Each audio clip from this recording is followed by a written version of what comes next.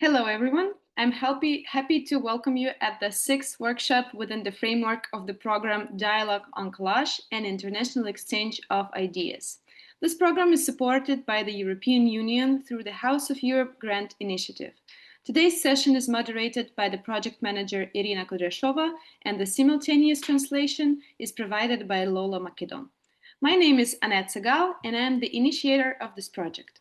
I'm delighted to introduce to you our expert, Sara Silvia Ferrucci. Sara Silvia Ferrucci is an artist, collagist, and art-based counseling educator with many years of experience. She combines psychology, art, and personal history through profound experimental exercises aimed at creative self-expression. Sara, I pass the microphone to you. Thank you, Annette, very much, and for this presentation. And I want to thank you again for including me in this program, which is really impressive. And as I said last time in my previous presentation, you know that I admire your work very much and what you've been doing in the last few years in such a difficult situation. So it really is an honor to do something within the framework of something that you've conceived. Okay, I don't know how many of the people that are here tonight were here last week, perhaps some.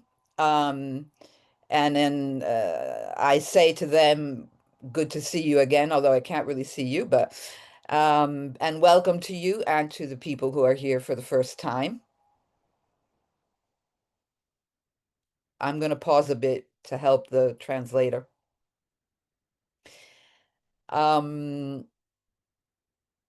This lecture is going to be a bit different from last time in the sense that it will be more of a lecture. And it's about the use of collage in art counseling. Okay. However, even though I will be mostly talking, I do hope that we can be doing some collage as well at the end, if my timing was correct.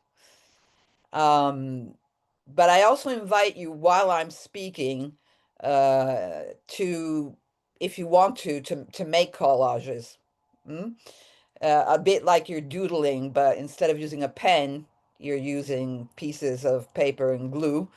And of course, you can upload those to the chat so that everyone can see them if you wish to. Okay. All right, so I'm now going to go to the slides that I prepared for the lecture. All right.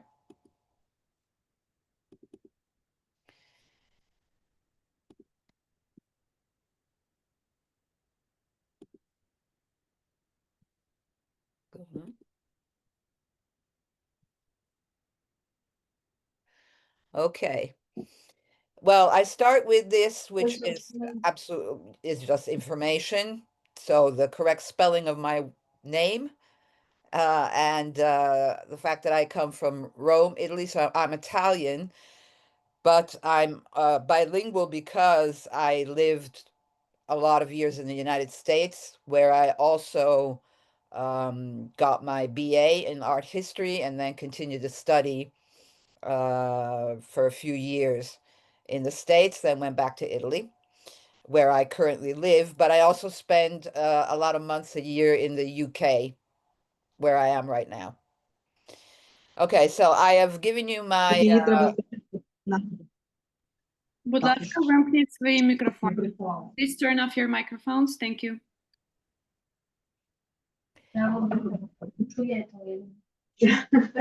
Пані Наталія, будь ласка, вимкніть свій мікрофончик. Дякую.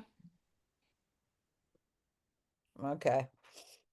I've given you my Instagram profile so that you can, if you desire to, go and see my work, but also so that you can contact me through DM, so that if you have any questions, if there's anything that, any comments, whatever, you can get to me directly through Instagram. It seems like the easiest way. And this is the title of the lecture tonight. Now, I thought that I would start by briefly, very briefly, because I could do a whole class on a whole lecture on counseling, right? But just because maybe not everyone knows what counseling is, I thought I would give you some main points to describe what it is and also how it is different from therapy. Obviously, it shares a lot with therapy, and it comes from the same world, really. But there are a few differences that are interesting to underline. Mm? And I am a counselor. I'm not an art therapist, so that's why I can talk about this, but not really about that.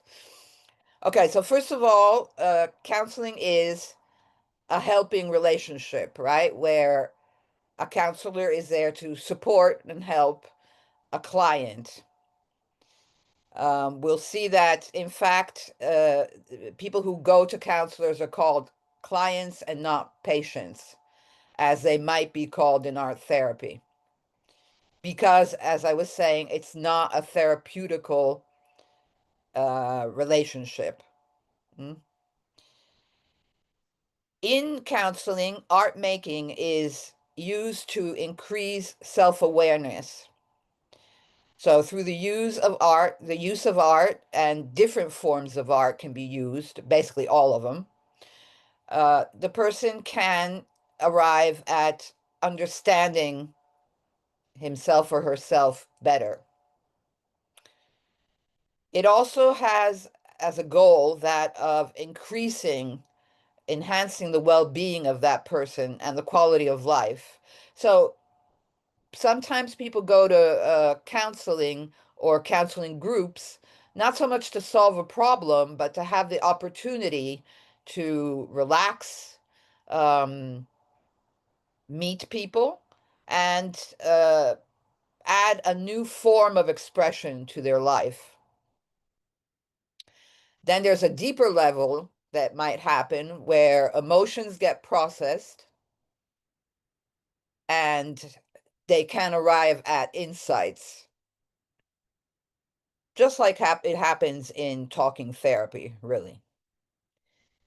But the main difference is that it's not so much the talking that is used as making art.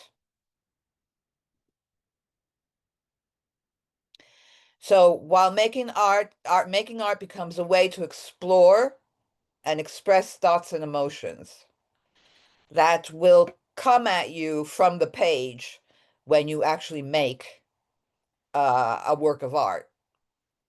Because the point is not making a work of art as if you were going to a art seminar, or to an art school where they will teach you methodologies, techniques, and whatever. That is not at all the goal of an art counseling session. You can make the ugliest collage in the world, but it could contain a lot of information on your thoughts and your emotions. Then, of course, it's a way to expand your self-knowledge because you might be starting to do something that you had never done before in your life. And through it, understand parts of yourself that you had never had the opportunity to see before. In general, in counseling, we'll see, I'll show you later in sort of a chart about it. Art counseling is in general a shorter type of work. It's usually, well, they say, and of course it's not a strict rule, that it usually doesn't go over the 6 months. And it usually is also quite focused on trying to solve or to better certain specific difficulties. And the way this is done is through the discovery of the resources that the person already has, but might not know they have. Also, the creative process in itself, so creating something through any artistic system, can be in itself therapeutic, because you go from having nothing to actually creating something and putting it into the world. And that in itself can change the outlook of someone on themselves and on their life, right? They might feel at the time stuck, confused, depressed, and just by doing that, they might feel better, right?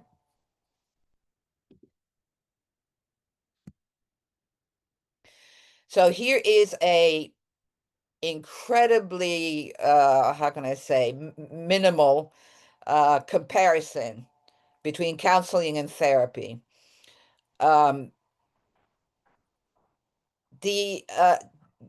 The difference exists, and there are differences also in terms of countries. So, in general, the Anglo-Saxon countries have started counseling, introducing and developing counseling many, many decades ago, to the point that, for instance, in America and in England, and I suspect in other places like France, Germany, etc., the figure of the counselor is used very much in public situations. Like schools will have a counselor, hospitals will have a counselor, churches might have a counselor. In other countries, for instance, unfortunately, Italy, uh, there is a sort of war going on between psychologists who do therapy, and by psychologists, I mean people who have a PhD, right? And a lot of clinical experience. They do not like the growth of a lot of counselors because, of course, they feel that they're trying to steal their job, basically. Now, of course, that's not true. And as demonstrated by the fact that in many countries they can absolutely coexist, having, in fact, different goals. So here I've tried to really succinctly show the difference. So, first of all, there's a difference in the duration of the relationship between counselor or therapist and client or patient. Counselors call the people they work with clients, to distinguish them from patients, which is a term that has somehow a medical ring to it. And they want to avoid that because they do not have the tools to have that kind of approach.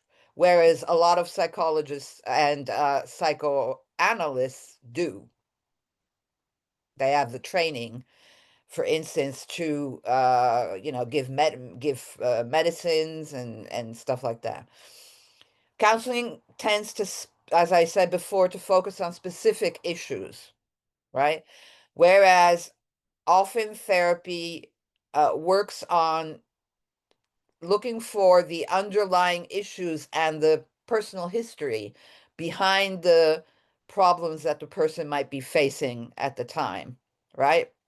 So, you talk about childhood experiences, you talk about the relationship with your parents, and any kind of experience that might have shaped your psychological personality.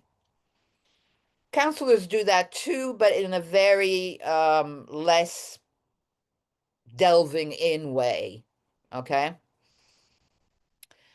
Counseling can be very good when someone is dealing with stress and anxiety, whereas in therapy, there is a possibility of actually facing mental health problems.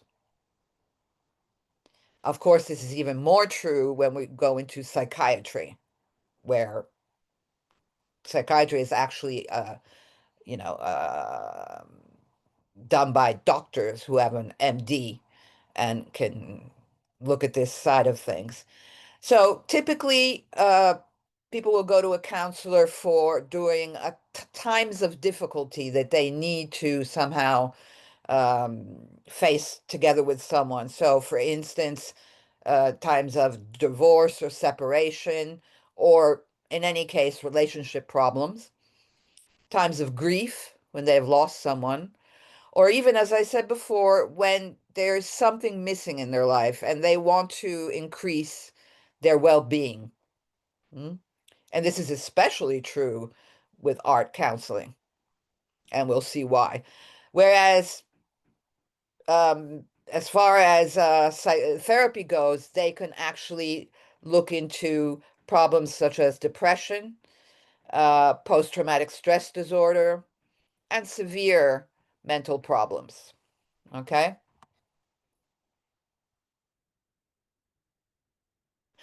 Now, I'm interested in, hold on, because I need to change something. Okay, I'll do it later. I thought I would start out speaking about the use of collage by underlining what some specific characteristics of the art of collage are that make it suitable for art counseling. As I said before, art counseling uses any form of art: dance, music, painting, clay, theater. And every single one of them has a number of characteristics which are specific to that art form and that therefore are good to be used in certain situations, right? And the same is true for collage. So I thought I would start by listing the characteristics that make it useful for art therapy, for counseling. So the art of collage is characterized by a number of things. First of all, it's the use of new materials. It is a relatively new art form. It really came to um, be at the beginning of the 20th century. Although now there have been many studies on the history and on how there were many forms, let's call it, of collage before. But I'm talking about it being recognized as an art form, okay? And so one of the things that characterized it from the very beginning was that new materials were introduced, obviously coming from the visual history, like of painting and drawing and printing. Mm. For instance, words, letters, and numbers start to be included in the artworks. It is an art, compared to other forms of art, that is intrinsically related to recycling or also upcycling. I've said this before, but I'll repeat it. Recycling means that you take something and you give it a different use, okay?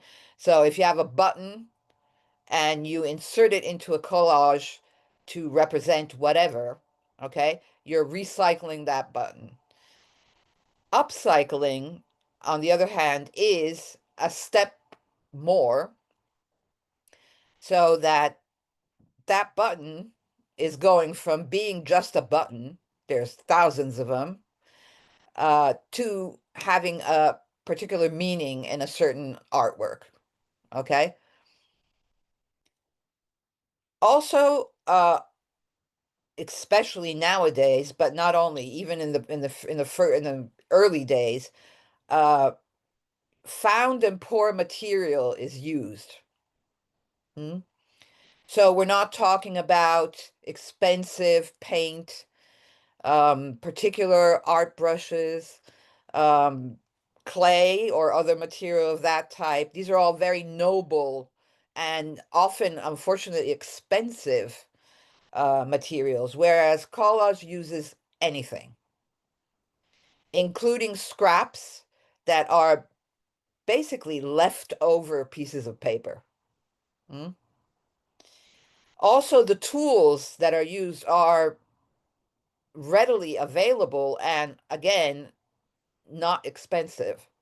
So you use your hands, scissors, glue, and any kind of material that you find or that you produce by cutting or tearing from that can be glued on a substrate. From an aesthetic point of view, collage created a innovative visual language compared to what was available at the moment, right? It's a very immediate kind of language and certainly innovative. The whole aesthetics of beauty that existed at the time are completely upturned, okay? So it definitely is not about making a pretty picture. Now, it's not only collage at the beginning of the 20th century that did that.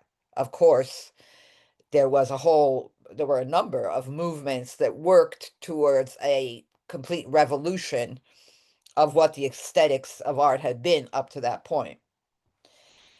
Another part that's really important, another aspect, is that collage uses fragments. And we'll come back to why the use of fragments is important. And also, collage does not attempt usually to reproduce reality, but rather to incorporate it. So I don't try and paint realistically a beautiful leaf, but I actually take the leaf and put it in the collage. And there's a big difference between the two acts. Images are, yes, composed a lot of time, but they are also very often juxtaposed, which means put one close to the other. There is a side of collage, especially at the beginning with certain art movements like Dada or the Surrealists, where playfulness, paradox, and nonsense were very important. So, to put it somehow mildly, collage does not take itself that seriously. So it gets rid of the importance that was given to certain types of art, right? Especially painting. Also in collage, from starting with the Surrealists, we're talking about the 1930s and onwards, it has something in common with the language of dreams. So there are a lot of associations, symbols, and metaphors that are used, right? And you understand that that is very important in terms of counseling. They are important instruments that can be used, right? And also, often, there are imaginary worlds that are created from the real world, right? So I actually take pieces of the world and I make it into a new world that does not exist.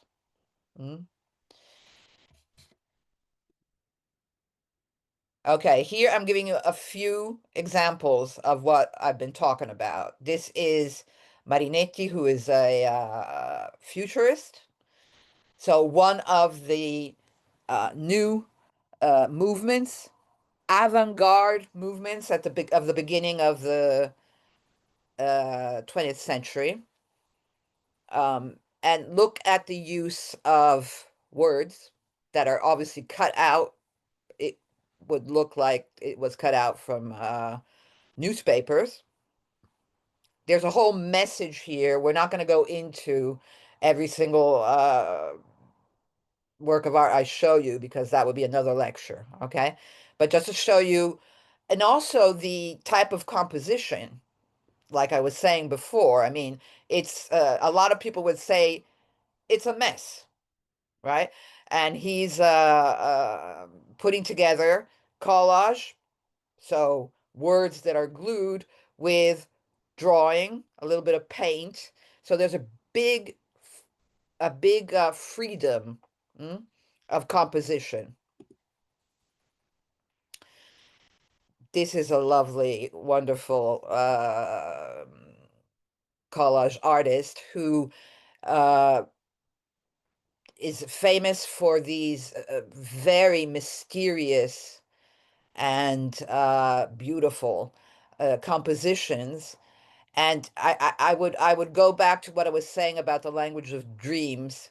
Okay, so we don't really know, right, what he was telling us. I'm not sure he knew, but probably he knew something. But anyway, he's working with symbols, which means that uh, they're all. Oh, look, there is a button. I just saw the button that I hadn't even noticed it. So he's taking pieces of the world, and he's using known elements, right? So the human figure, birds, something that seems to be a sort of symbolic rendition of lungs, right? So there's a and there's a mystery and there's a disquieting aspect to it. So this is really a typical surrealist piece of art, where it's left to the viewer to sort of figure out whatever they want from it. Mm? The one we saw before, they are imposing a message, right? This is all about at the time of the war and independence of a part of it, and we won't get into that. But you can tell, right? Quite vigorously, they're sending us a message. Oops, no. Here, you're invited, I think, to find your own message. Hmm? This is another lovely artist. And talk about what I was saying before, inserting the world into the collage, right? So here we have everyday things like pieces of a calendar, right? And scraps and different types of paper. Perhaps I would say a bit of paint, but it's not even paint, it's like fingerprints. And look at the composition, how it's completely revolutionary. I mean, we're talking 1929, and this is abstract art. Okay, so it's really the beginnings, which started even earlier. But so I hope you understand the incredible revolutionary strength of all this. This is another typical surrealist piece of art. It's actually a combination of 3 different artists, I believe. And again, when we were talking about playfulness, right, and nonsense and paradox and mystery, the surrealists were very interested in Freud and in the psychoanalytic theory. So they were interested in strange juxtapositions like the ones that happen in dreams. And the playfulness is illustrated by the fact that in the front, we actually see hands playing. So it's as if they are telling us this is a game. and interpret it the way you want, right? Now, moving away from famous artists, I wanted to show you a few collages from clients of mine to show you how, like, for instance, in this case, I think there is a lot of personal symbology. Mm? And it tells a story that's a story of the person who made it, right? And so in the work you would do with that person as a counselor, you would try and go and somehow give words, right, to these images and to how they are organized on the page. This is not a very good picture, but it's because I wanted the close-up. This was a work which was actually quite big, that had a lot to do with memory and childhood, okay? And mixed, as you see, images, glued images with paint. So the use of personal photography, for instance, can be very important for going through one's history, right? Which is parallel to what a therapist would do, but the therapist would do it mainly through words and talking and telling the story. Here you can start with a picture or a number of pictures, and from there reconstruct your history. And a very fun thing that you can do is self-portraits. There's actually a sort of the guru of photographic counseling that would and therapy that would go in, inside the classification of art counseling or therapy, says, Julie Weiser says that every collage is a self-portrait, one way or the other. Now, this is in a very clear way, right? And again, this was a very fascinating collage to work with because it was done by a woman, and it's very interesting to see all the elements that were included. So you can do, for instance, a group therapy session on self-portraits or even individual, and you could actually do self-portraits at different moments in time of your life.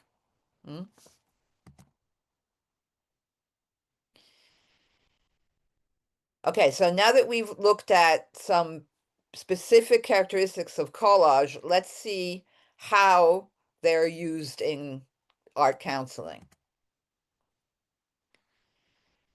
Okay, these pictures where you see people actually doing collage come from my workshops that I've done or lessons that I've taught on counseling and art counseling, or on the use of collage, photography, painting, and whatever. So these are real life pictures during the workshops that I was teaching. One of the great aspects of collage is, as we said before, the incredible amount of material that you can use, basically anything. To give you an example, you know that paper that you use in the oven to line, right? So that you don't have to clean all the pots and pans. Well, it's sort of transparent, right? And if you put it in the oven outside the pan, during the cooking, it browns. It takes on a sort of tint.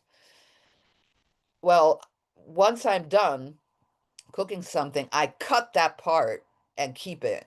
And I've used it in a lot of collages because it's wonderful. The grading of the brown is really unique and hard to obtain in any other way. So that's giving you an example of the poorest, most absurd material that it's fun, but it's fun to use. So, a beautiful thing about art counseling and art therapy is that there is this really particular type of sharing that happens uh, between the people who are working together, right? And this is an example of the playfulness that I was talking about. So that's one thing, playfulness and freedom of expression, meaning that you can really do anything, right? With the material that you have. You have so much variety that, it's not like going to a class where people will say, here's an apple and a jug and a whatever, a book, uh, reproduce it according to the laws of the thumb and the whatever. None of that applies, okay? Which is one of the reasons why it can be used by children, by elderly people, even the ones who have cognitive problems, and by the disabled. It also can be used in situations where there are communication difficulties. So, for instance, with people who are shy, who have cognitive deficiencies, or it is really a godsend for people who over rationalize. We talked about this in the last encounter as well, because it is an invitation to just go for it without thinking too much.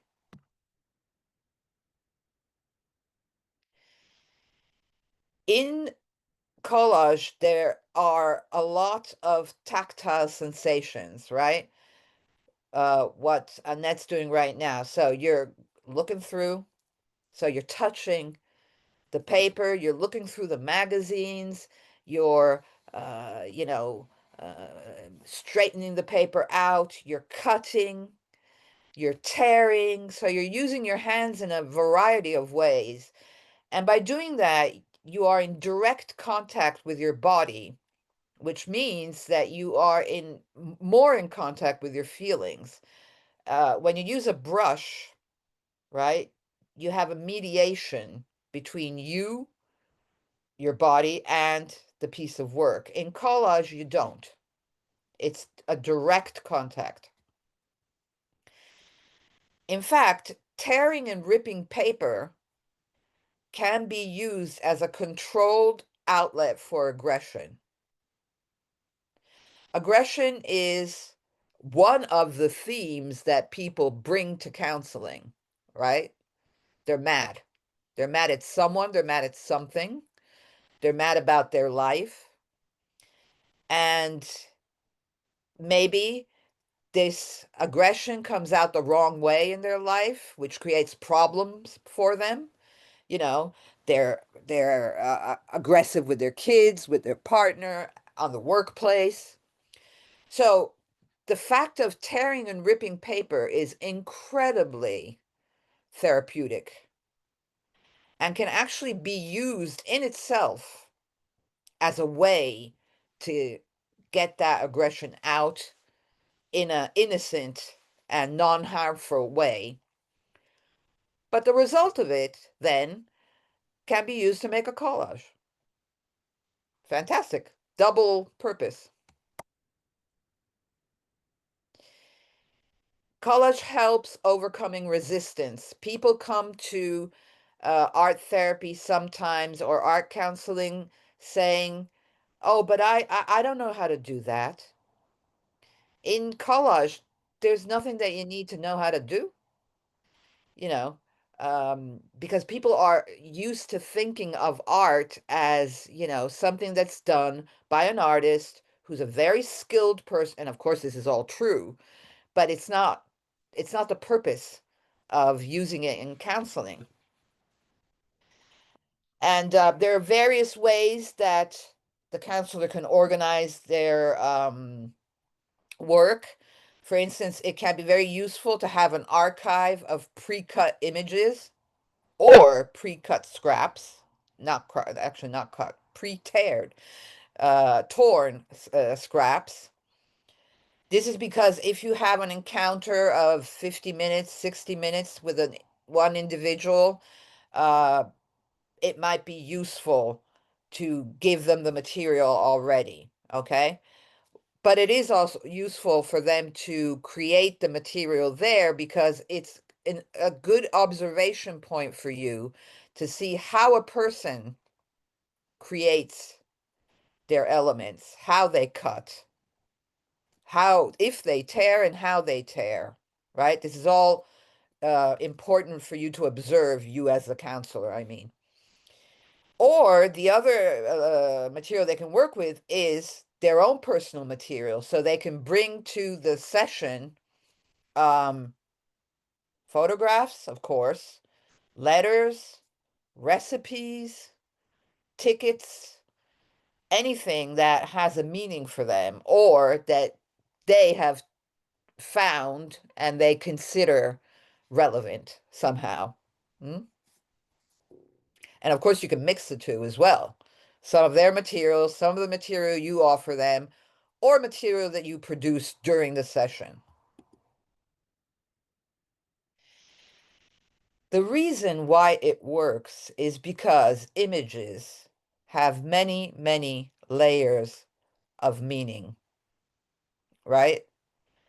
So a pretty woman standing in the wilderness can mean billions of things. Well, billions now is exaggerated, but definitely hundreds. And it will mean something different for any single person who looks at it. Because there'll be all sorts of connections that are personal. Oh God, it looks like my aunt. Oh my God, she must feel lonely in those woods all by herself. Oh, she's a goddess that comes from nature. So on and so forth. Okay? Another thing that is important is that when you are working freely, a lot of unexpected visual associations can emerge. And that goes beyond the intention of the person producing the collage. But as I said in last week, I'm gonna quote him again because I love this quote from Jackson Pollock, who said, "My unconscious knows where it's going." So when you find a visual juxtaposition, it's most of the time not due to chance, but it's an association that can have some meaning for you. Also, the person can create in time a personal vocabulary of symbols and metaphors, like the ones we saw in that first collage I showed you by a client, right? So if you see that there are certain images that recur, certain combinations of images that keep coming up, then you know you're facing a symbol or a metaphor that is important to you and that can be important to somehow interpret, right? Give it meaning. It gives you, as we saw in that other sort of out of focus collage, an opportunity to work on personal memory. And I really like this concept, which is that collage is the putting together of fragments composed into a whole. And this is a mirror of life, but it's a mirror also of the journey that a person goes through in counseling, moving towards awareness and growth. So they will bring fragments of themselves, right? And turn them into a better understanding of themselves. And this can be done through living the experience of what it means to take fragments and put them together and create a whole, a new whole. Because they will come in with a lot of fragments that hurt, some of them. And the important thing is for them to create something that is totally new, which means that they can find a new self by combining their fragments. And the glue in the process is their inner resources that you, as a counselor, can help them find.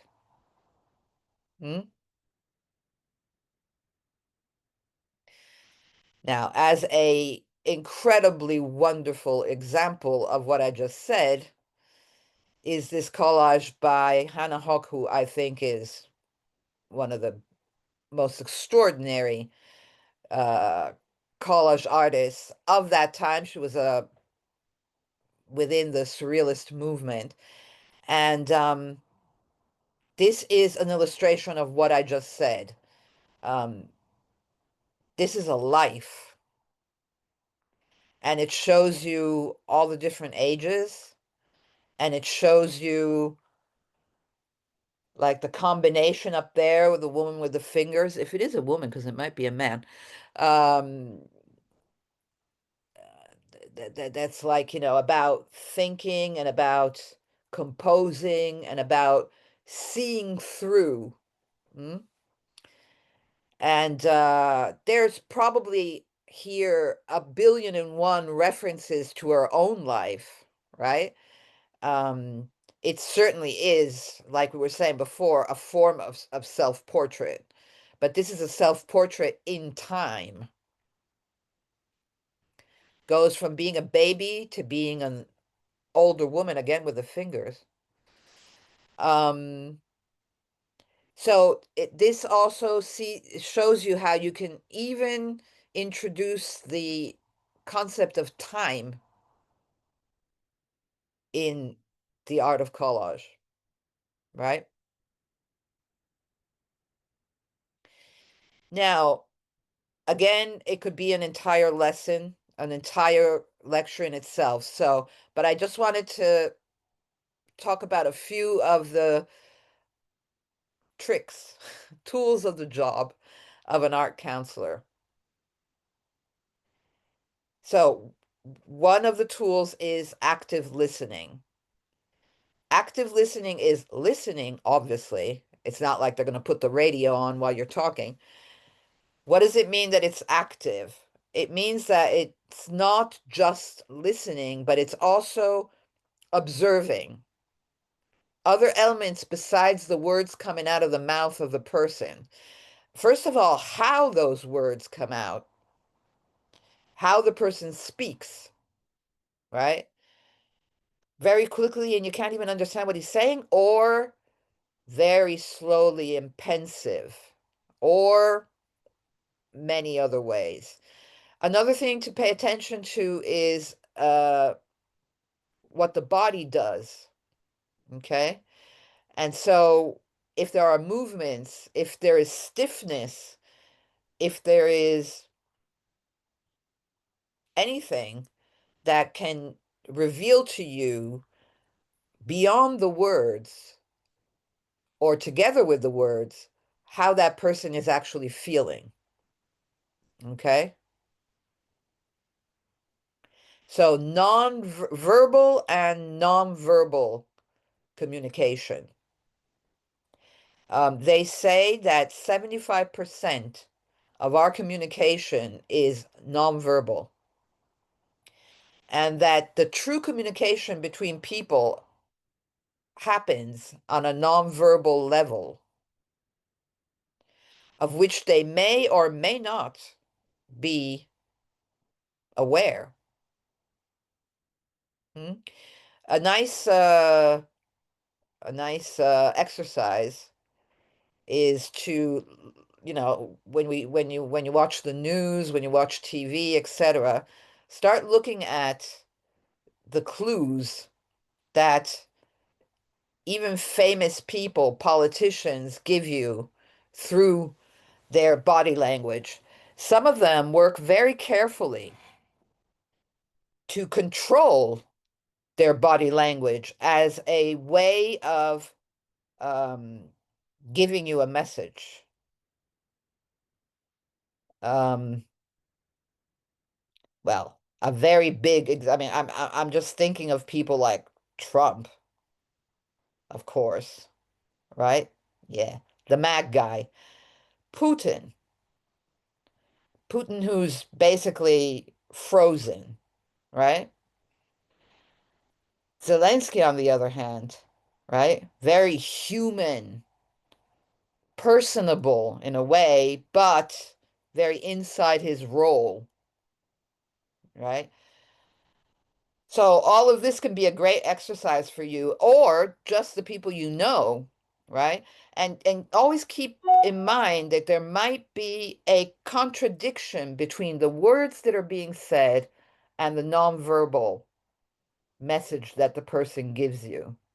Oh, I'm fine,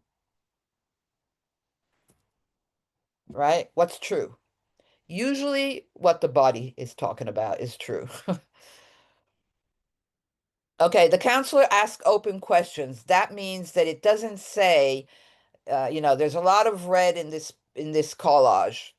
The counselor doesn't say, "Oh, I see that you used red. That means it must mean that you are very angry." Taking for granted that red is the color of anger, which according to many it is, but you don't know what red represents for the person. So your question would be, I see that you used a lot of red in your collage. Does this have a particular meaning for you? And it's the person that tells you. It's not you telling the person, okay? You're not an art critic. You are helping the person tell you about him or herself. You're not telling the person who she is or who he is. And the other tool is reflection of the client's feelings. So when the client speaks, you can show the client that you are listening actively by saying, basically repeating what they just told you in a different form. So they go on and on and on about their mother, right? Have a difficult relationship with their mother, and give you examples. You can say, so what I'm hearing is that you and your mother have had a difficult relationship for a long time. Okay, and that confirms the issue that you're talking about, but it also confirms that you have actually listened,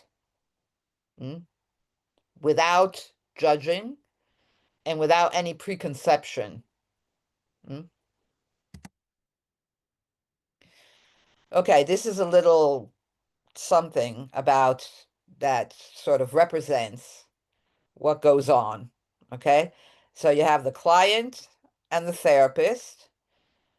I would say the client is the woman gesticulating to make her point. The therapist is nice or the counselor is nice and, you know, what's the word? Dignified and has a very calm posture. In between, you've got a collage that we imagine the client just made. And these are the sorts of questions that could be asked. Some of them are creative questions, meaning that they're questions that tend to help the client be creative in their view of their work. Does it tell a story? Not, oh, this is not what the counselor does. Oh, I see this woman is by herself. She must be feeling lonely. Does that mean that you feel lonely? Okay, that's an interpretation. And it says more about the counselor than it does about the client. Because the client might have wanted to represent something completely different. Okay? If the collage could speak, what would it say? That's important because, as I was saying, giving words to emotions and representations of things is very important because it means that you start to process them, right? And give them meaning. And when it is necessary, get rid of them for good. And can you imagine a dialogue between different elements? So in this case, for instance, the woman could have a dialogue with that sort of window element on the left, right? Or any element really. And that could help get to the bottom of why the person chose to put that element in the collage. And giving a title. Now, giving a title is important because can be important. If you look at the work, especially the abstract work of the beginning of the 20th century, it's full of untitled.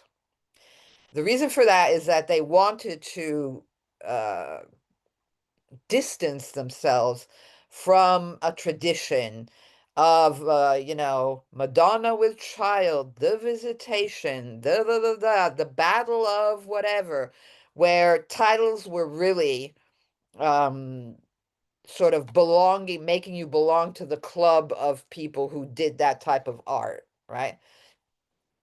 But when the client gives the title, even if they haven't given a title and they just give it to you right then and there, they are starting to the process of understanding what they've been doing.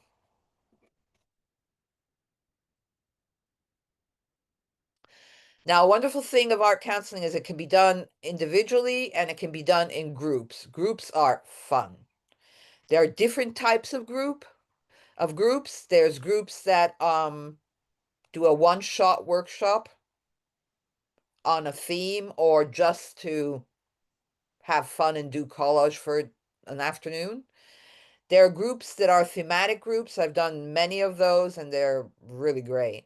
Where you have a theme. To give you an example, I did a workshop on control, and we met for 5 or 6 encounters and worked through collage on the issue of control, right?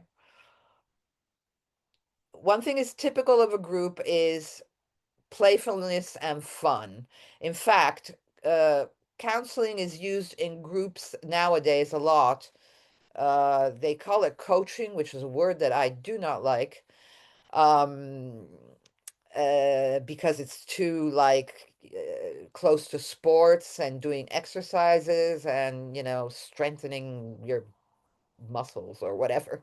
But in a way, it can be used. But for instance, a lot of companies organize these like weekends where the employers work and have fun together and do playful things to sort of make their cohesion stronger.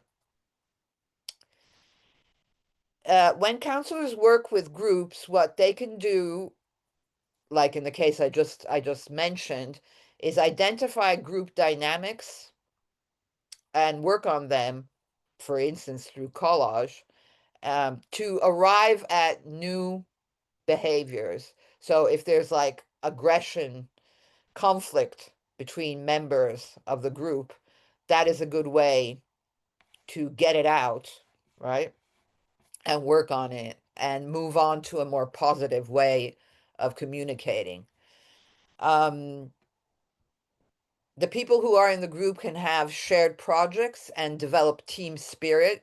Again, that's why they use it in workplaces. And they can produce a visual record of their relationship of the between the people in the group. For instance, here we go. This is a group working.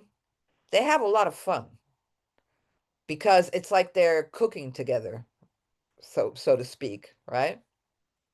See? There's a lot of laughter. There's a lot of, and in the end, there's something that comes out that represents, just like it does for the individual, a unique situation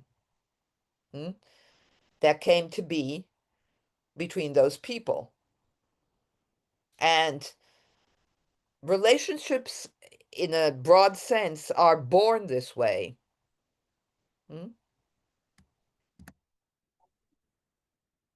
This was a project I did with another counselor together. It was a wonderful project in nature where people all built a little booklet using pieces of nature of the area.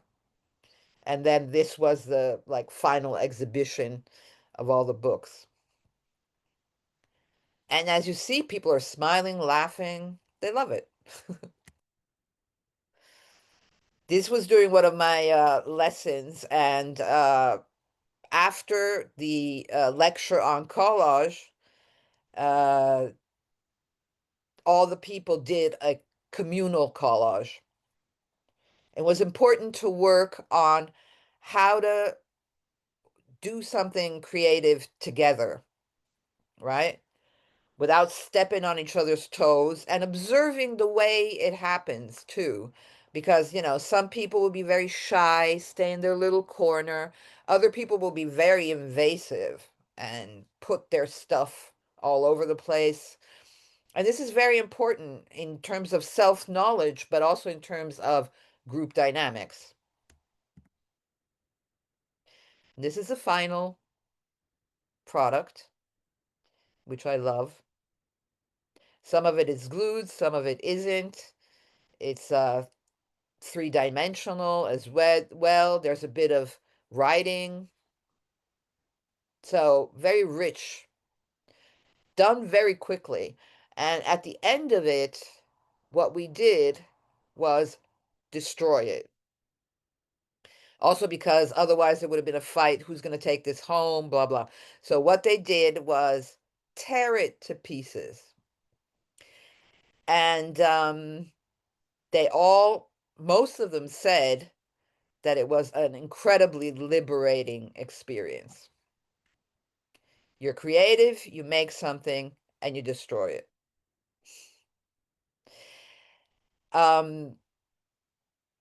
Just to give you two examples of how, with what kind of clients it can be used with.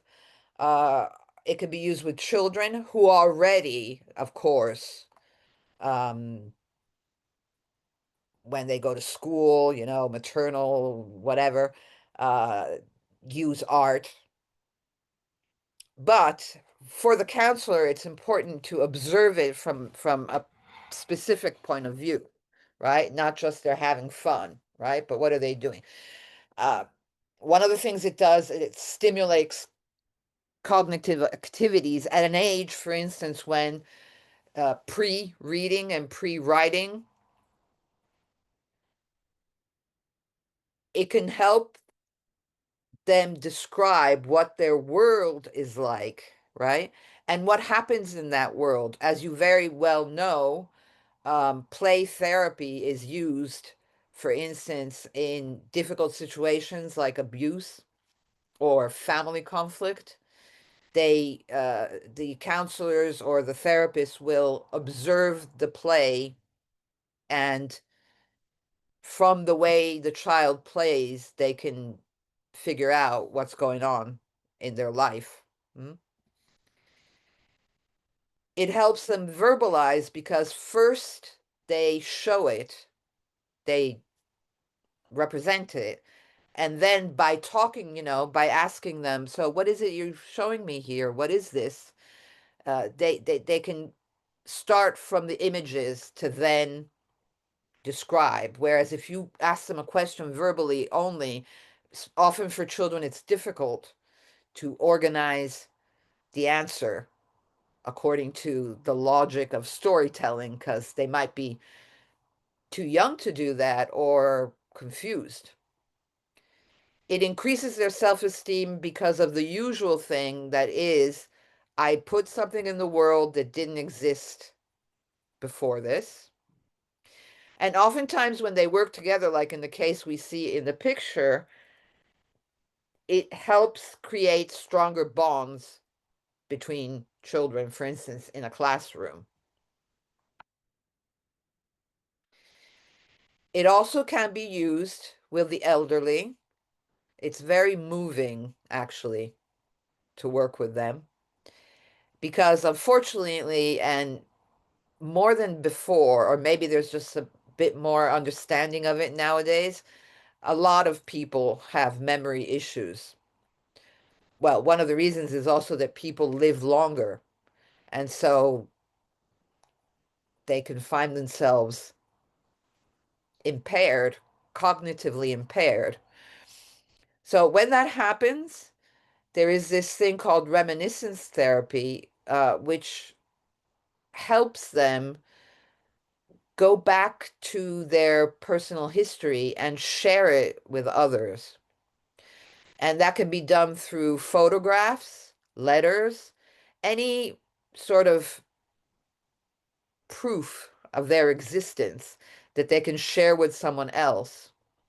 And by doing that, their self-image comes back, right? That they might be, at least in part, losing.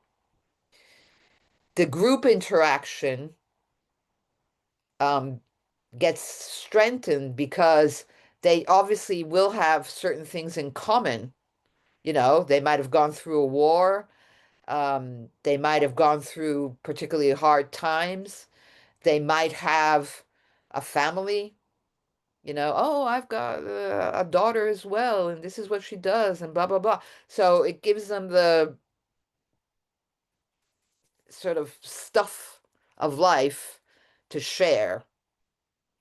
And by doing this, their memory and their capacity for communications are stimulated. Weirdly enough, in a way, it's a bit like with children. Well, you know, everyone says when they age, they become a bit like children. Yeah, because everything gets a bit basic again. So this could be a good way of stimulating.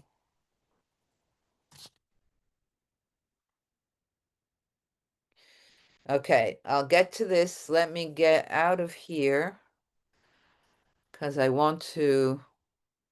No, that's wrong. Okay.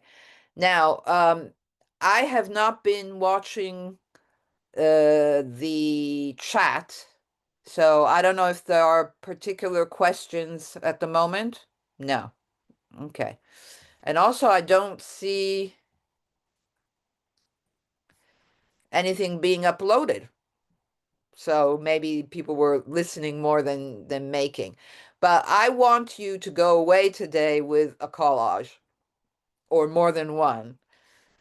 So I will go back to the share. I propose to you to make a collage now, somehow based on the lecture that you've listened to.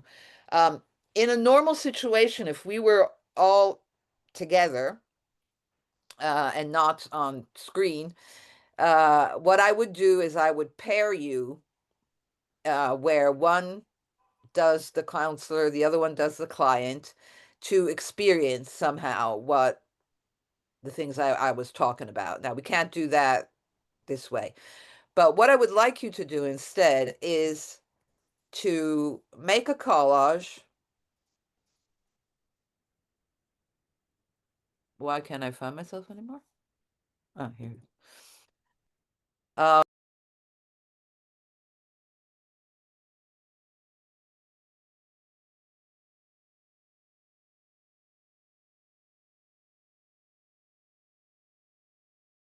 Your microphone is off. Mm-hmm. Didn't do it on purpose. Okay, I would like you to make a collage using one of the 6 fundamental basic emotions, okay? I haven't made this up. This has been determined by psychologists, therapists, and whatever, that obviously the human being lives through many, many emotions. okay? But they came together and decided that the 6 basic ones that determine all the other ones, an example, frustration, okay? Frustration comes from anger, but it also may come from sadness too. So some other important emotions can be a combination of the basic emotions. Anyway, these are the 6 ones: happiness, sadness, anger, fear, surprise, and disgust. What I would like you to do now is to pick one or more than one, you can do all 6 if you want, of these emotions and make a collage on it, somehow guided by that emotion. I'm not going to tell you how to make it. I'm not going to tell you what I expect, because I don't expect anything, but your personal relationship to one or more than one of these emotions, okay? Once you're done, I would say to take 20, 25 minutes to make it. And once you're done, upload it, because I think it would be important for people to see. And maybe you can also write what emotion or what emotions you used. This is a very limited example, but I think it's important for me to tell you that future counselors or therapists as well work in art counseling through an experiential approach to learning.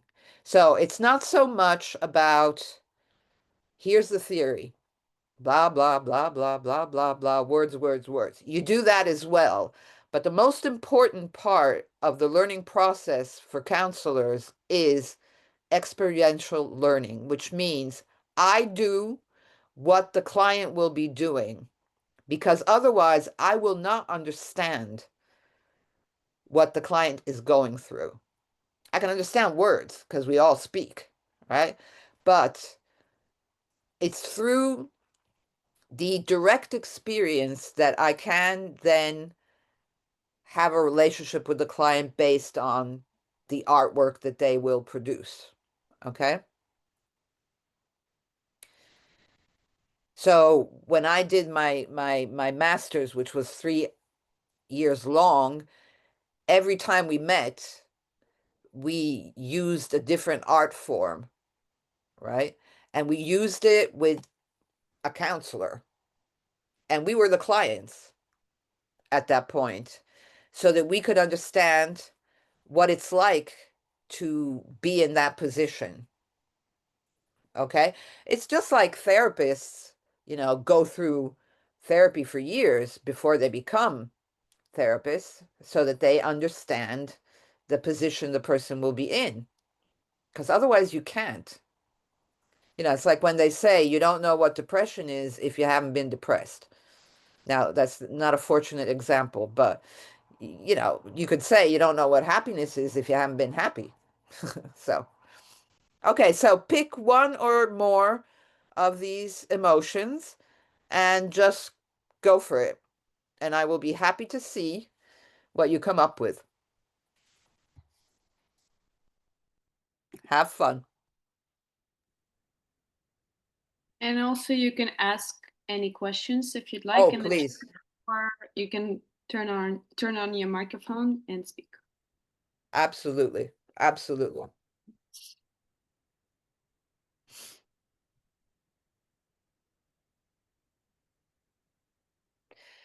I'll be away for a few moments, but soon be back.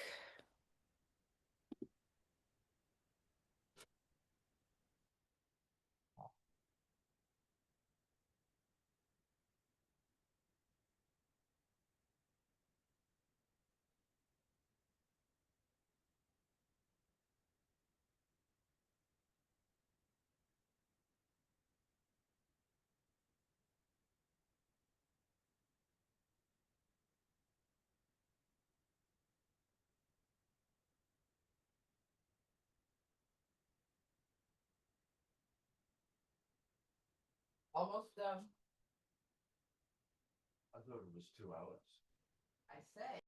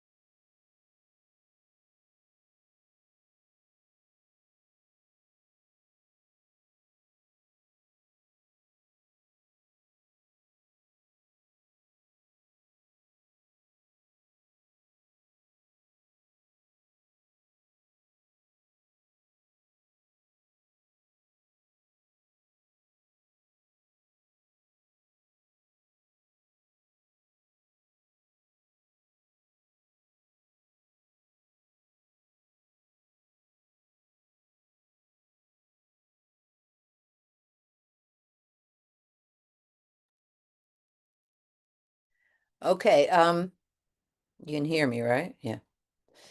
Um, I was asked a question in the chat, which I would like to share with you. It says, how have you started being a counselor and using collage for it? Okay, first I'll answer the first part, then the second. There's another question too. Well, I have a nice story about that actually. I was about 40, yeah, and I started painting in my 20s, early 20s. But I was working in a TV station, and I didn't particularly like my job. Um, really wanted to sort of get out of it.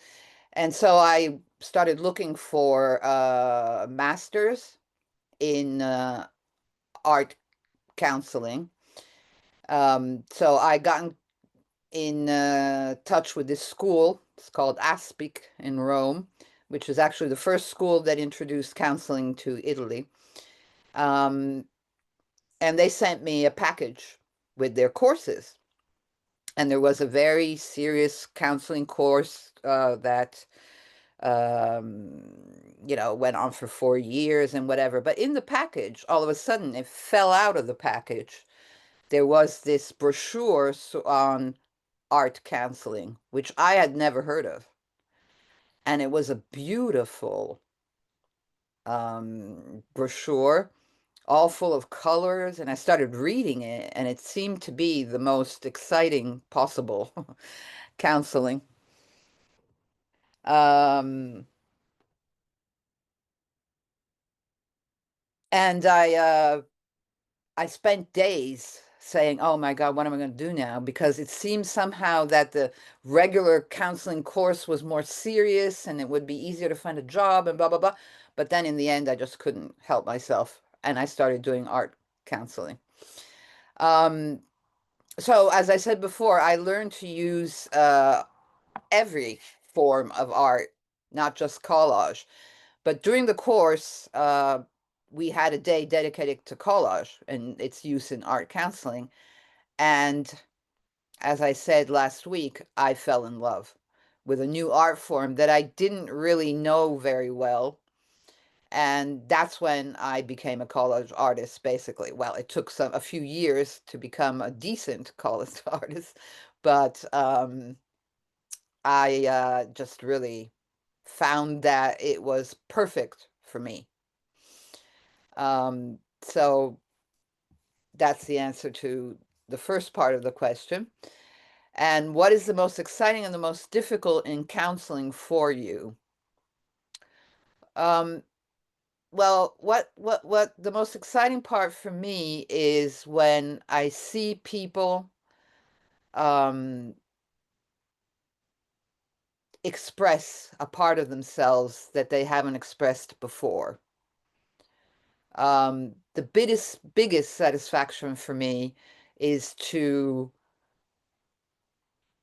somehow facilitate people in bringing to life their creative side. And this is especially true with people who start off very rational, very thinking that they don't have that side. People who have somehow repressed or not ever gotten in touch with their expressive capabilities. So that is definitely the most exciting part. When I see people share the emotions that they start feeling just because they discover that they have an expressive side to them and they might have not known it. Well, the most difficult part is, well, like it is for every counselor and therapist, I think, when you encounter so-called resistance, which is when people can't make that leap or have difficulty making that leap from, the spoken word and the description maybe of how they feel to actually experiencing it on a different level, on a creative, expressive level. And the truth of the matter is there are people who can't do it, have really, really strong difficulties. It's rare. I mean, it's definitely not, it's a minority of people who do not give themselves permission. So my job at that point is to try and give them permission to be creative. And these are people who might have been um, repressed from external forces. They had uptight parents uh, who would not allow them to have a voice, their own voice. There are people, I'm one of them actually, who might have had very repressive teachers um, who will do exactly what nobody does in counseling, which is say that what you do is wrong. And you can't do that ever, I think, but you especially can't do that when we're talking about creative things. There is no right or wrong. This is something that Miles Davis said. It's a quote from Miles Davis. There is no right or wrong in creative expression. Okay. And more so when you're not making fine art, but you are expressing yourself through art. Okay. Okay. I hope that was an satisfying answer. Um, there is another question. Did you have any psychology background or study anything related to art counseling?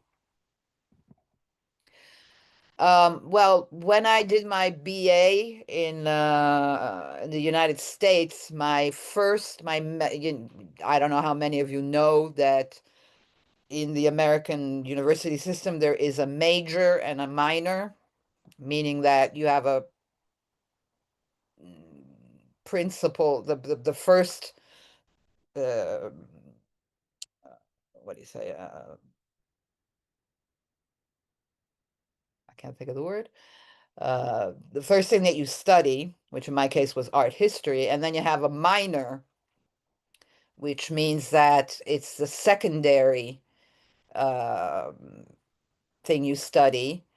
So you'll do more exams than you do all the other exams that you can do. Not as many as you do for your major, but whatever. In my case, it was psychology.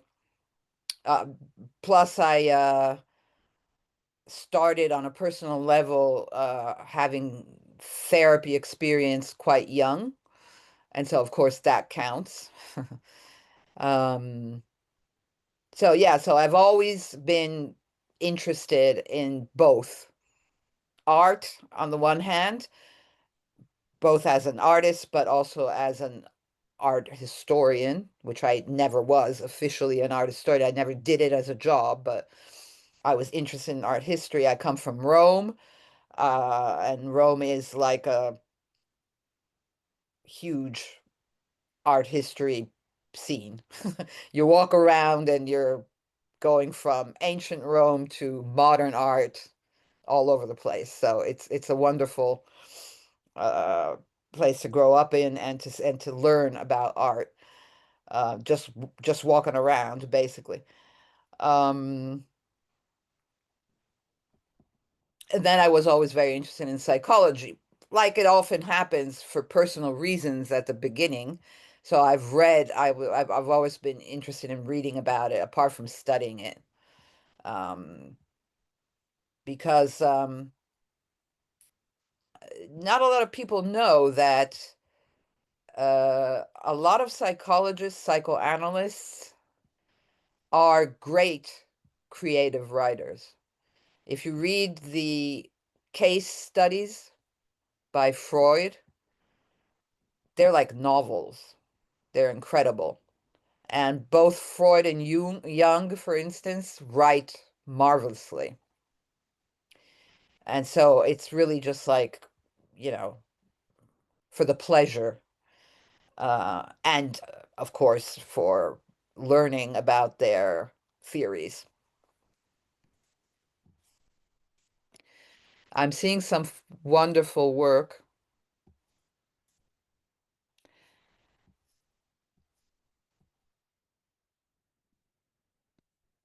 Yeah.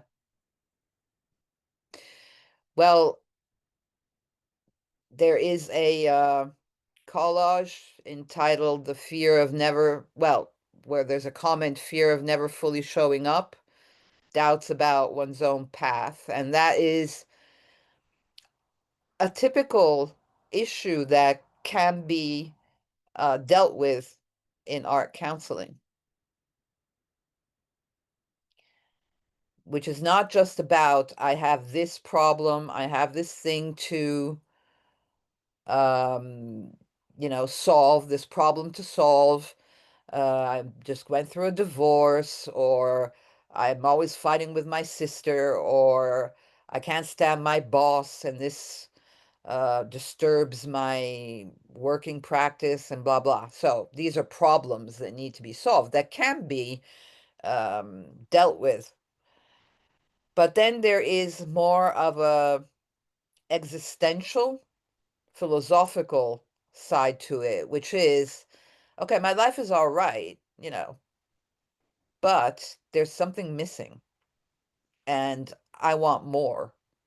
Okay. And one of the things that determines you not having more is the fear of showing up.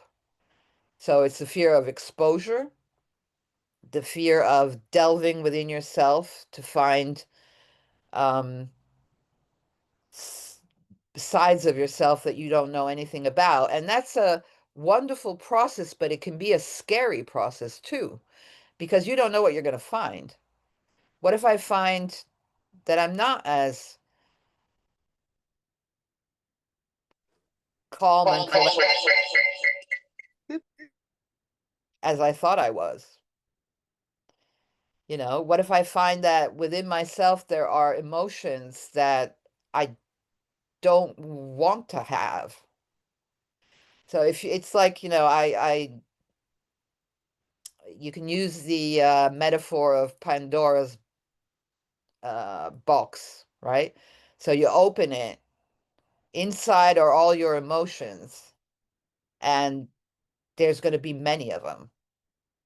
And not all of them are going to be positive emotions. So you're not going to say, oh, look, I just found out I'm a genius and that I'm the kindest person on earth. You might find out that within yourself, there's other types of emotion, and that's absolutely okay because it's inevitable. And you can deal with them through art. And if you do, you can depower them, you know, you can make them less powerful in determining your behavior. Like the example I made of the tearing as a form of getting rid of aggression. Okay. So the more you do that, the less you need to act out your aggression with other people or in situations where it could harm you. If you do a collage, tearing apart, it's not going to harm you. Oh, I see wonderful things. Wait, because there was another question back there. Should we differentiate college art from collage as a liberating practice? Yes. However, as a college artist, I want to tell you, and as a college counselor, I want to tell you that the two can be the same. But the important thing is that when you're doing collage as a liberating practice, you're not aiming at a college art piece. Because if you are, you're already putting limitations to yourself. Whereas you just go for it. You just try it. You don't put any boundary. You don't follow any rules. You don't worry about it being aesthetically pleasing, because that's putting a limitation to your work. What you might find, and very often you do, it actually is aesthetically pleasing, and it becomes a work that you consider an artwork of yours, but you're not starting out creating that. Because if you do, you're putting limitations on yourself. So I would say, even if you don't start a relationship with a counselor, allow yourself the freedom sometimes of just messing around. As I said last week, that is one of the reasons why people have sketchbooks. And they can become even a daily, or anyway, oftentimes a practice where you just see what's going on inside yourself through collage. Then when you want to make the collage piece, everything that you've done will somehow show up again.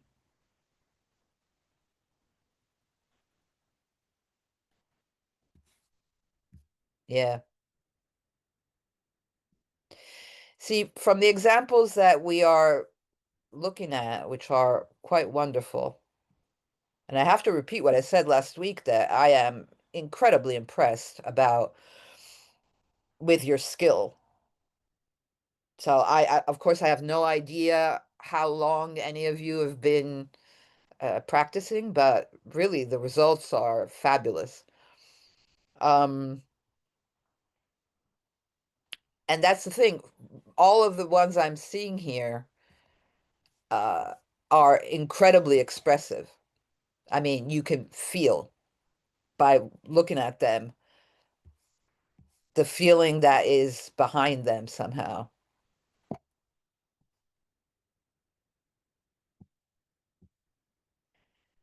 And it's, it depends what your view of art is. My view of art is that art is emotion, and it's emotion while you're doing it, because you involve everything that's in that Pandora's box, or as much as you can. And it's emotion when you're viewing it, both because you somehow feel the emotion of the artist while they were making it, but also because it provokes emotions in you that might or might not be the same emotions that the artist was trying to convey or was working with. Okay. So there's a freedom there as well of taking what is important for you and what happens to you when you look at something. Now, obviously, this is more true, easier with abstract art, non-representational, as it is correctly called. But it can work with anything. I mean, you can look at a Leonardo da Vinci, um, one of the most precise um, painters in the universe, and still, your feeling of the scene that he's depicting can be different from your friend's feeling who's standing right next to you. Because we make the work of art just as much as the artist does.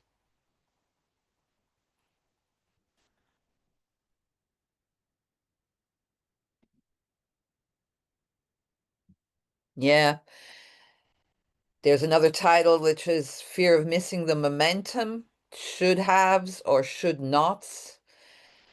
And that's something that you can definitely work through with collage, because as we've said, there are no rules. You could do it with anything, but collage is a medium, an art medium that helps do exactly that, get rid of impositions and of, there is no perspective rules. There are no necessarily color studies. There is no representing the world in a believable way. You can represent whatever world you want in whatever way you want. And that's a freedom that is quite specific to collage. Another question, have you held a session where you provide the material simply in an abstract theme, not including photos, words, etc., but focusing on textures, patterns? Sometimes, but in this case, I would prefer for the client to create these elements. Because there's something very personal about scraps.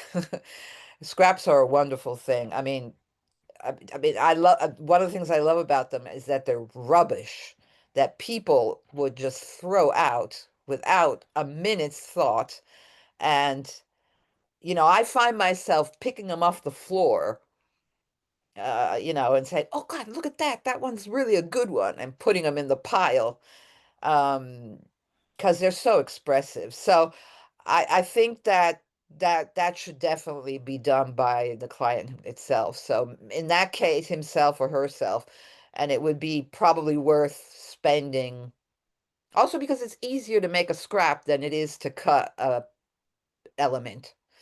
It takes less time. So I would dedicate a few, you know, 10, 15 minutes or whatever. Take this paper, magazine, or just, you know, packaging or whatever, and make scraps. And they'll have fun doing it too. So that's the childish side of it, right? I mean, people say one of the reasons why collage is so wonderful and therapeutic is because you go back to being a kid. You know, when you just rip things apart and you're not interested in making nice, neat imagery.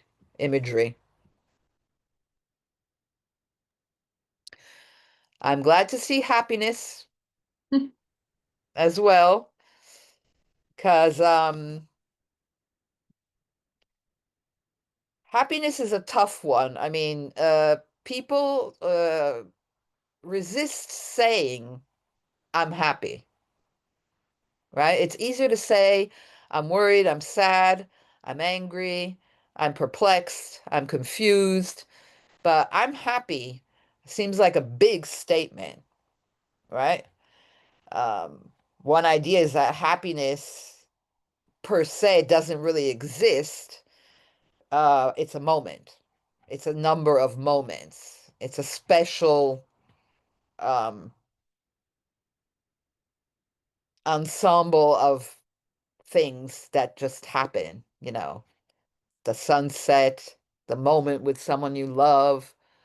Um, there's almost like a taboo a bit on happiness, just as there is one on anger. I make a point of working on anger because I think that there is a social taboo on it, especially as far as women are concerned. Whereas anger is a fundamental, you know, emotion, and it can be very hurtful for the person who feels it and for the person around them, but it can also be a big sort of push towards novelty, you know? If you're very angry about parts of your life, you learn that maybe you need to change them. And it gives you the fuel. Anger is a big fuel. It's gas that you can use to get the car of changing your life going. So, okay.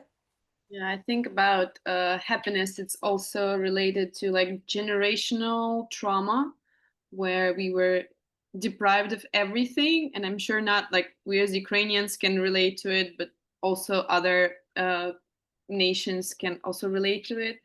When you're under like occupation and you're deprived of your basic needs like food and sleep, and then you're told like not to talk about it and not to be happy, and if you are, it also uh, there's fear of envy coming with it. Like if I'm going to share that I'm happy and I'm healthy and everything is good, and if I'm going to share it on my like social media or with some people that I know, they might be jealous, they might send like bad energy this way. So it's also like people are, I think, afraid of like sharing this because internet in general like is so angry right now at the moment. Like there's everybody's have their own opinion on things, and like think it's okay to tell people that they don't look certain way that other people want them like to be seen.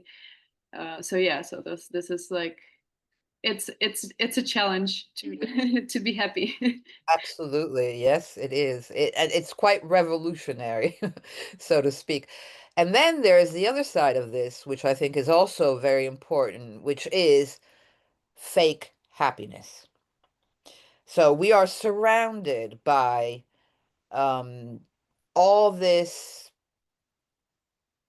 theater. I consider it theater of what it means to be happy, right? And social media, again, are sort of, an advertising board for what it means to be pretty, what it means to be happy, what it means to be healthy, what it means to, so it's like an imposition as well of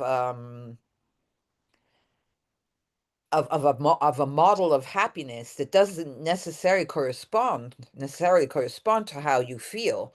And I'm sure there's a lot of people who try and imitate it and who feel frustrated because they're not sharing that same type of approach.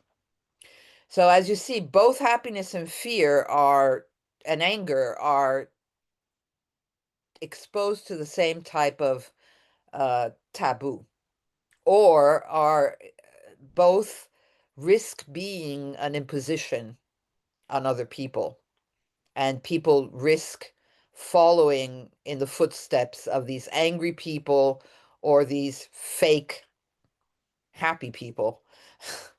Where you're happy because you light the candle. I mean, it's or because you wear the 100% cotton bio whatever t-shirt. It's not as simple as that, and most importantly, it's a personal thing. Happiness and all emotions are an individual thing that only you know when you're happy. Nobody can tell you how to be happy, and nobody should tell you when to be angry and how to be angry. So that's part of the whole. I mean, I think that part of the therapeutic process, no matter whether it's a therapist or a um, counselor or a psychoanalyst or whoever, is owning your emotions, owning who you are, and not modeling yourself on either social examples,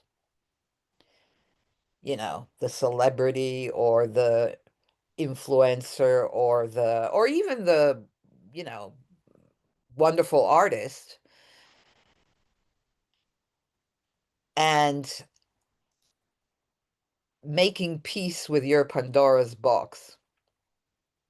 Knowing it, first of all, what is in my box, what is in within me, and then owning it. This is who I am, and then deciding what you want to do with it. But you decide, nobody else tells you what to do with it. Nobody else should tell you what to do with it. They will try. And so part of the process is resistance to the things people tell you you should be. The rules. And the rules have to do with everything. It's not just the big rules. It's also the little rules, what to wear, you know, what your posture should be, um, what food you should eat. Let's not even start with the whole food thing, which is another craziness of the moment, right? 1 minute you should be drinking 2 liters of water a day. 1 minute you shouldn't be drinking because your body knows exactly how much water you need. Whatever. I mean, they're contradictory statements all the time that are very confusing. And the reason why they're confusing is because you're going outside yourself to figure out what to do. When a lot of the answers are inside yourself, you've got the resources, but you just have to look for them. And collage is a way to find the answers. It is. There's a question. Any suggestions of what to read to continue exploring this topic, or Oh, maybe a book? God. Um, hmm. Well, as I said before, there's so much out there. I would read the classics. At least try. I mean, I know it seems like, oh my God, don't tell me to read Freud. But if you start with the case studies of Freud that are short, they're booklets usually. They often sell them separately. Um, they're absolutely marvelous and fun to read. Not fun in a ha-ha way, but um, I would definitely read Jung because Jung was very interested in art. He did a lot of artwork himself. For instance, he uh, drew mandalas, those round. He actually in his kind of sort of a sketchbook, where he constantly went back to the theme. He also wrote this book, co-authored this book that is wonderful called Man and His Symbols, which is a mainly photographic book where he puts together all sorts of art um, manufacture. I mean, he goes from paintings, but also to ancient, very ancient um, stones with depicting things on them, and he looks at them from the point of view of their symbolic value. Um, I have to mention also the work which is completely contemporary, happening now, of Laurie Kanya, who is on Instagram. I'll write her name here, so. I got you. And she has written a number of books on the use of collage in a self-help way. And I have actually had the pleasure of participating in her training for facilitators of her method, because she invented a method. And her books are available on Amazon, and they are all part of a group of books that start with the words college care. So that's where you can look up on Amazon to see what they're about. Maybe you can download a sample just to have an idea. And she proposes a number of exercises that you can do related to certain topics that are usually related to self-care. And so you can actually go through these books without a counselor or a therapist. There are also groups that are facilitated, but you can also do them on your own. Because the belief is that, again, we have the ability to take care of ourselves and to investigate ourselves. Of course, this is in the absence of serious problems, okay? You don't go to a seriously depressed person and say, oh, you're going to be better doing collages. It might help, but the problem might go a bit beyond that, okay? All right. Okay. I think we are approaching the end of our session. Looks I like want we are. to thank you, Sarah, for amazing lecture, and I want to thank everyone who was here listening, sharing your art. I want to remind you that by the end of the whole program, I will have a little online exhibition of the artwork. So if you want that to be included, you can upload your collages here to this folder. You can put your name in the name of the file so I can identify you, or your Instagram handle. Please follow us on social media: Sara Silvia Ferrucci Art, Kiev Collage School, Kiev Collage, and myself, Annette. I thank you so much again. Have a good evening or good day, whatever where you're joining from. Thank you so much. Thank all of you. It was a pleasure. Thank you, Lola, for the translation, and And Irina. thank you, Lola, very much. Дякую. Poor Дякую. Lola. It was a lot of work. Is